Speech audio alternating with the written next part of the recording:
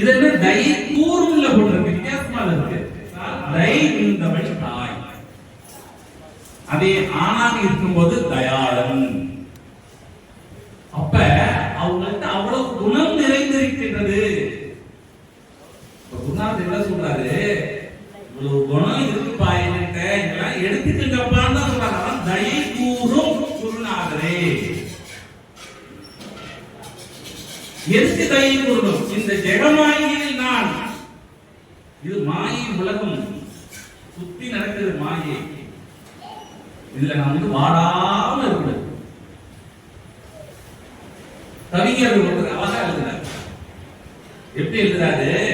மாயையில் நான் சிக்கி மானத்தை திறபோக்கி காயத்தில் பிணிதாக்கும் வாழ்வினிலே நான் காயாமல் இருந்திடனும் குருநாதா, நான் காயாமல் இருந்திடனும் குருநாதா. அவர் சொல்றாரு, உனக்கு மாலை போடல பெருசு கிடையாது, மாலை போடுவேன். எப்படி? முருகனுக்கு அருணகிரிநாதர் சொன்னால தமிழ் மாலை தலை சூடுவார், அந்த மாதிரி போறாரு. மாலை சூட்டி பாதத்தை போற்றி சேவை நான் செய்ய வேண்டும் குருநாதா, உன்னை சேர்ந்தே நான் இருந்திடனும் குருநாதா, உன்னை சேர்ந்தே நான் இருந்திடனும் குருநாதா. குருநாதர் சத்திரப்பட்டியில குருநாதர் இருக்கார். அப்போ ஒரு பெரிய அன்பர் வரார், கார்ல வந்து இறங்குறார்.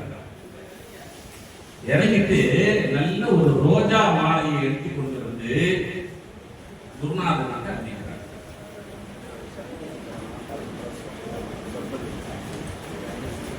குருநாதர் போட்டுட்டு குருநாதர் வணங்குறார்.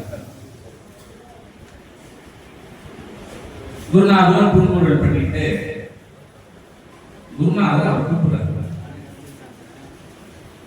கூப்பிட்டு குருநாதர் அந்த அன்பரிடம் கேட்டார், இந்த மாலை எவ்வளவுக்கு வாங்கினீங்க? அப்பொழுது அந்த அன்பர் சொன்னாரா, சாமி 2 அணா சாமி. குருநாதர் கேட்டாரா, அந்த 2 அணா வச்சு எவ்வளவு பேருக்கு சாப்பாடு போடலாம்? குறைஞ்சது ஒரு 10 பேருக்கு சாப்பாடு போடலாம் சாமி. இனிமே அதை செய்யுங்க, மாலைலாம் சாமிக்க வேண்டாம். குருநாதருடைய வாக்குதான் முக்கியம்.